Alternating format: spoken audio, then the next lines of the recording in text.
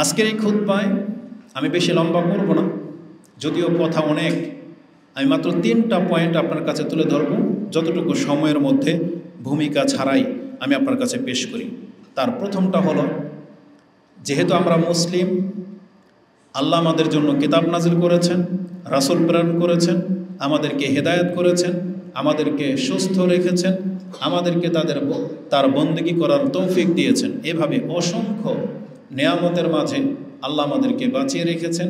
তাই প্রতিনিয়ত এটা আমাদের কর্তব্য, দায়িত্ব বটে, এটা আল্লাহর হক যে আমরা তার শুকরিয়া আদায় করব।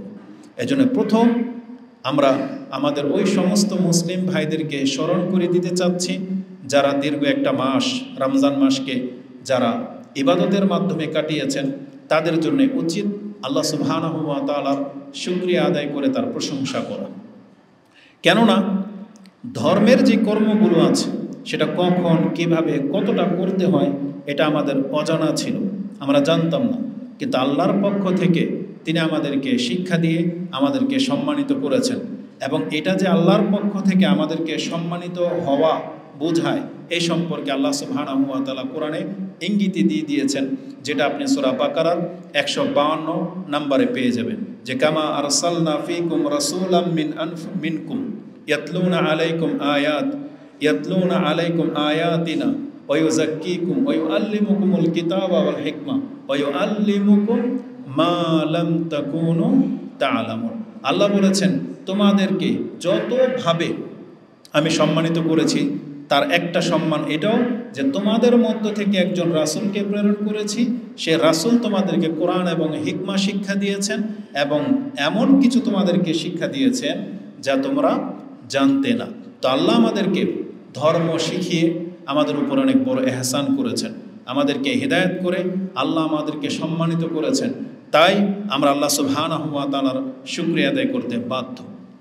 বরং আল্লাহ সুবহানাহু ওয়া তাআলা রমজান মাসের আয়াতগুলো যখন আপনি পড়বেন, তাতে দেখতে পাবেন আল্লাহ সুবহানাহু ওয়া তাআলা আমাদেরকে অসুস্থতা অবস্থায় সিয়ামকে ছেড়ে দিতে অনুমতি দিয়েছেন, মুসাফির অবস্থায় সিয়াম ছেড়ে দেওয়ার অনুমতি দিয়েছেন।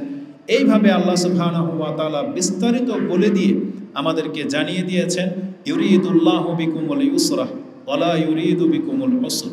আল্লাহ চায় তোমাদের জন্য সহজ করতে, তিনি তোমাদের জন্য কোনো কিছুকে কঠিন করতে চান না। তো যেই আল্লাহ আমাদেরকে হিদায়াত করেছেন, ধর্মের পূর্ণাঙ্গ শিক্ষা আমাদেরকে দিয়েছেন, আমাদের জন্য আমাদের ইবাদতগুলোকে বোঝা স্বরূপ করেননি, বরং সহজ করেছেন। তাই আমরা আল্লাহর প্রশংসা করি। আমরা বলি আল্লাহু আকবার, আল্লাহু আকবার, আল্লাহু আকবার, লা ইলাহা ইল্লাল্লাহু, আল্লাহু আকবার, আল্লাহু আকবার, ওয়ালিল্লাহিল হামদ। যেহেতু আল্লাহ সুবহানাহু ওয়া তাআলা আমাদেরকে তার প্রশংসা করতে বলেছেন, এজন্য আমরা তার প্রশংসা করি। আলহামদুলিল্লাহিল্লাযী বিনি'মাতিহি তাতিম্মুস সালিহাত হামদান কাসীরান তাইয়িবান মুবারাকান ফীহি কামা ইউহিব্বু রাব্বুনা ওয়া ইয়ারদা। যেভাবে আল্লাহ সুবহানাহু ওয়া তাআলা প্রশংসার মাধ্যমে সন্তুষ্ট হন, আমরা ওই রকমেরই আল্লাহর প্রশংসা জ্ঞাপন করতেছি। আমরা তার প্রশংসা সবসময় করে যাব। আল্লাহ তুমি আমাদেরকে তৌফিক দান করো। আরেকটি ব্যাপার হলো, কেন আমরা আল্লাহ সুবহানাহু ওয়া তাআলার প্রশংসা করব? কেননা আমরা যা কিছু করতেছি, আপনি জেনে নেন আল্লাহর পক্ষ থেকে তিনি সেগুলোকে সংরক্ষণ রাখার ব্যবস্থা করেছেন। আপনি যতবার সুবহানাল্লাহ বলেন, আলহামদুলিল্লাহ বলেন, আল্লাহু আকবার বলতেছেন, রাস্তা থেকে কখন কোনো কষ্টদায়ক বস্তু তুলে ফেলে দিচ্ছেন, আপনার অন্তরে কখন ভালো কিছুর চিন্তা জাগে, কত টাকা দান করলেন, কত ওয়াক্ত সালাত আদায় করলেন, এগুলো আমাদের কারো নলেজে থাকে না। কিন্তু আল্লাহ সুবহানাহু ওয়া তাআলা প্রত্যেকটি ভালো কাজ তিনি লিখে রাখার ব্যবস্থা করেছেন। কেন? যাতে করে আল্লাহ বলেছেন ইউওয়াফিয়াহা ইয়াহা, যাতে করে আমি তাদেরকে এর পরিপূর্ণ বদলা দিতে পারি। অতএব আমরা যে ভালো কাজগুলো করতেছি, এটা আল্লাহর পক্ষ থেকে সংরক্ষণ রাখার ব্যবস্থা আল্লাহ করেছেন। এবং আল্লাহ সুবহানাহু ওয়া তাআলা তিনি আমাদেরকে এটাও জানিয়েছেন, যারা নিজেকে ভালো কাজের মধ্যে পাচ্ছ, তোমার দায়িত্ব কর্তব্য হলো আল্লাহর প্রশংসা করা। আল্লাহ সুবহানাহু ওয়া তাআলার এই বাক্যটি হাদিসে কুদসিতে রয়েছে। ইমাম মুসলিম তিনি তার কিতাবুল বিররি ওয়াস সিলার মধ্যে হাদিসটা এনেছেন 6466-তে। এটা লম্বা হাদিসের শেষ অংশ এটা, যে রাসূল বলেছেন, আল্লাহ সুবহানাহু ওয়া তাআলা তিনি বলেন, ইয়া ইবাদি, হে আমার বান্দারা, ইন্নামা হিয়া আমালুকুম, এই যে তোমাদের আমলগুলো, উহসিহা লাকুম, আমি তোমাদের জন্য সেগুলোকে সংরক্ষণ করে রেখে দিচ্ছি, সুম্মা ওয়াফিয়াকুম ইয়াহা, যাতে করে তার পরিপূর্ণ বদলা তোমাদেরকে আমি দিতে পারি। তারপরে আল্লাহ বলেছেন ফামান ওয়াজাদা খায়রান ফালিয়াহমাদিল্লাহ, যেই ব্যক্তি নিজেকে ভালো কাজের মধ্যে পাচ্ছ, অতএব তুমি আল্লাহর প্রশংসা করো।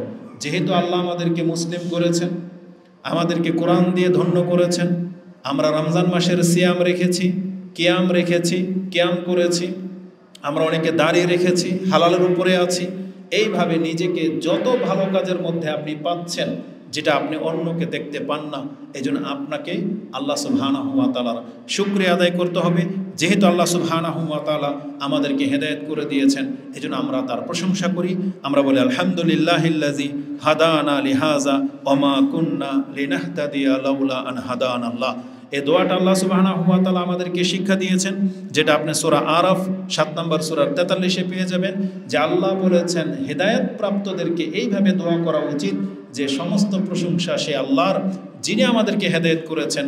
তিনি যদি আমাদেরকে হেদায়েত না করতেন, তাহলে কোনো অবস্থাতেই আমরা হেদায়েতের পথ পেতাম না। এই জন্য আমাদেরকে আল্লাহ সুবহানাহু ওয়া তাআলার শুকরিয়া আদায় করতে হবে। তৃতীয়ত যে কারণে আমরা আল্লাহ সুবহানাহু ওয়া তাআলার শুকরিয়া আদায় করব, তা হলো তিনি আমাদের উপরে যত বেশি অনুগ্রহ করেছেন এবং করবেন, আল্লাহ সুবহানাহু ওয়া তাআলার এই অনুগ্রহগুলোকে আমি আর আপনি কোনো অবস্থাতেই চুকানোর ক্ষমতা রাখি না। কিন্তু আল্লাহ এত মহান, তিনি এত মর্যাদাবান যে তিনি ভালো করেই জানেন যে আমার বান্দা আমার অনুগ্রহ কোনোদিন চুকাতে পারবে না। তাই আল্লাহ সুবহানাহু ওয়া তাআলা নিজের পক্ষ থেকে একটা বাক্য আমাদেরকে শিক্ষা দিয়েছেন, যে কোনো ব্যক্তি দুনিয়ার সবচেয়ে বড় নেয়ামত যদি পেয়ে যায়, এমন কি তাকে জান্নাত দেওয়া হবে, জান্নাতের সবচেয়ে সুউচ্চ স্থান দেওয়া হবে, সমস্ত নেয়ামত তাকে পূর্ণ করে দেওয়া হবে। আল্লাহ বলেছেন সেই জান্নাতের নেয়ামতের হক পর্যন্ত আদায় হয়ে যাবে যদি এই বান্দা একটা বাক্য বলে, আর সেটা হচ্ছে আলহামদুলিল্লাহ। তা আল্লাহ সুবহানাহু ওয়া তাআলা যিনি এই আলহামদুলিল্লাহ বাক্য দিয়ে পুরো পৃথিবীর মালিক করে দেওয়া হবে যাকে, সেও যদি আলহামদুলিল্লাহ বলে, তাহলে এই পুরো পৃথিবীর নেয়ামত আল্লাহর আলহামদুলিল্লাহ বাক্যের কাছে ছোট হয়ে যাবে। তা আমরা সেই সত্তার প্রশংসা করি। আমরা বলি আল্লাহু আকবার, আল্লাহু আকবার, আল্লাহু আকবার, লা ইলাহা ইল্লাল্লাহু, আল্লাহু আকবার, আল্লাহু আকবার, ওয়ালিল্লাহিল হামদ। এই জন্য দেখা যায় যে এই ঈদের চাঁদ উঠে গেলেই তারপর থেকেই আল্লাহ সুবহানাহু ওয়া তাআলার এভাবে তাকবীর পাঠ করা হয়ে থাকে। তাই আমরা আল্লাহ সুবহানাহু ওয়া তাআলার তাকবীর পাঠ করেছি এবং তার প্রশংসার মাধ্যমে তার শুকরিয়া আদায় করার চেষ্টা করেছি।